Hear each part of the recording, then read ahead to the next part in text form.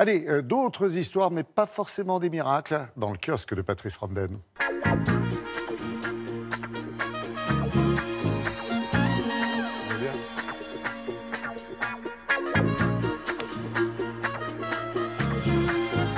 Beaucoup de choses, Patrice, bonjour, à la une des journaux, presque jusqu'à la confusion d'ailleurs. Oui, bonjour Laurent, bonjour à tous.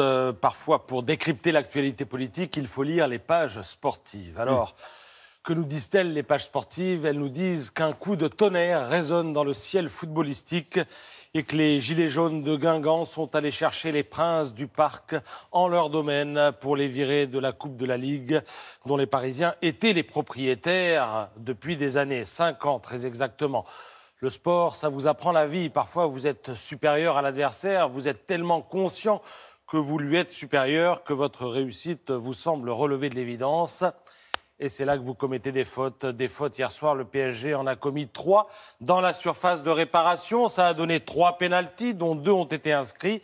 Et c'est ainsi que Guingamp a bouté le PSG hors la compétition. Alors, je vous vois froncer les sourcils, vous vous interrogez sur le rapport entre la Coupe de la Ligue et l'actu politique. Boxeur, C'est simple.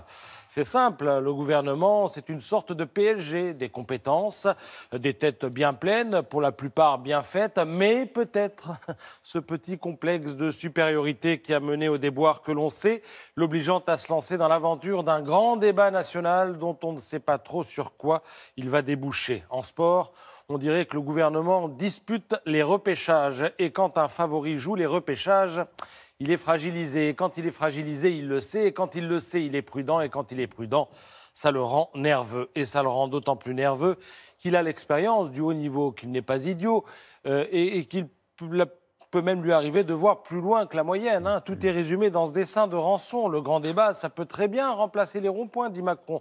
Bien sûr, répond Édouard Philippe, si ce n'est pas bloqué, ça va tourner en rond avant de partir dans tous les sens. Il suffit de lire les journaux pour se convaincre qu'on a connu des projets mieux engagés. Pour le Parisien, c'est bien mal parti. Pour le Figaro, on est quelque part entre Kafka, De Vos et les Shadocks avec cette consultation nationale pleine de doutes et fragilisée avant même d'avoir été lancée. Et Libération se fait l'écho d'une inquiétude qui monte. Il y a risque de remise en cause des droits fondamentaux. IVG, abolition de la peine de mort, mariage pour tous. Ces sujets sont censés rester sous le tapis plutôt que revenir sur la table. Et il ne faudrait pas qu'à la faveur d'un débat ouvert à tous les vents, le gouvernement se retrouve avec plus de problèmes à régler après qu'avant le grand débat. Néanmoins, débattre, c'est mieux que boxer, écrit Laurent Geoffrin, qui entend donner sa chance au produit, même s'il n'est pas question pour lui de dissoudre l'Assemblée, comme le demandent de concert mélenchonistes et le péniste. Parce que dans cette affaire, les pièges sont multiples. Le Parisien énumère les plus visibles. Petit 1, qui va y aller à ce grand débat? Les Gilets jaunes. Que les Gilets jaunes? Il faut une participation d'ampleur pour qu'éventuellement ça marche.